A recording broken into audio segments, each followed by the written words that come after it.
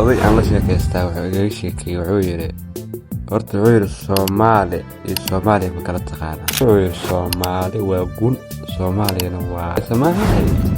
Soomaalidu waa sidaas oo kale dee ummad sii burburaysa weye dee ummad wanaagii dee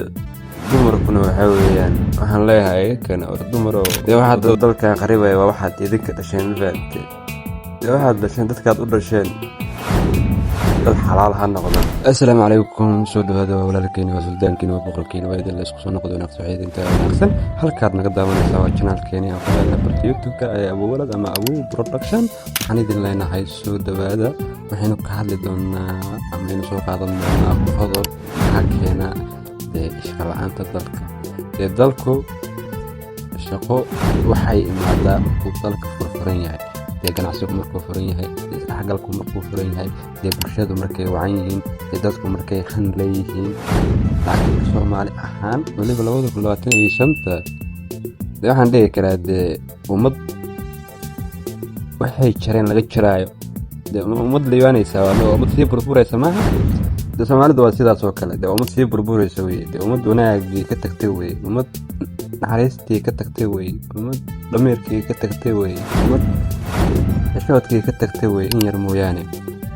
marka intaaba ugu gudbinaayo hadda waxaa jirta hadda dhaqan Soomaalidu ay badanaa kusoo badbadanayso tusaale oo kale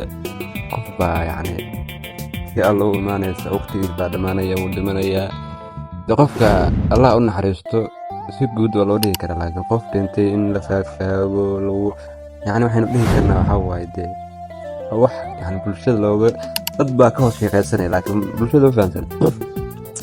dadkeena waxaa waaye dhaqan ahaan bay isbedeleen diin ahaan bay isbedeleen dhaqaale ahaan bay isbedeleen waqti waxaa jirtay meel madaxweyne soo istaago oo ciidankan $100 qaadanayna waa in waddanka ciidanka loo shaqeeyo laakiin hadda boqolkiis ka wadaayay xitaa haddii kun la siiyo xitaa kuma filna shacabkii baa u baahanba in oday aan la sheekaystaa wuxuu igaga sheekeeyey wuxuu yidhi horta wuxuu yidhi Soomaali iyo Soomaaliya ma kala taqaanaa waxaan ku dhahay adeer Soomaali soo dad maaha Soomaaliyana soo dhul maaha oo soo waddanka hadda aanaka soo dhul joogno ifkaan Soomaalika maaha bas wuxuu yidhi waad saxamtoo laakiin wuxuu yidhi Soomaali waa gun Soomaaliyana waa qani hadalka muddo maanan fahansanayn oo markii xoogaa aan weynaaday qabsaday caqliga yeeshay waayeeladii aan dhexgalay oo waxaan ogaaday hadal uu jeediyey baa jirtay Professor Jawaar Allah u naxariistay oo cafis guud oo weydiisanayay wixii yacni da'da kontonka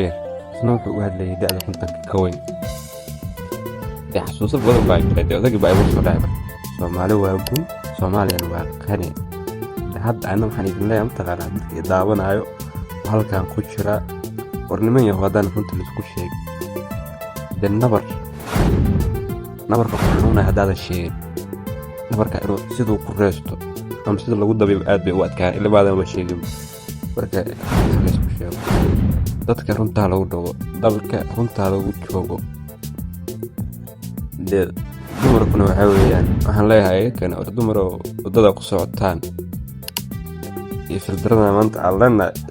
idinka kaalin weyn ka qaata fahamtay marka inaad dadka ama idilkaba inaad bedeshaan kaalin idinka ka qaadan kara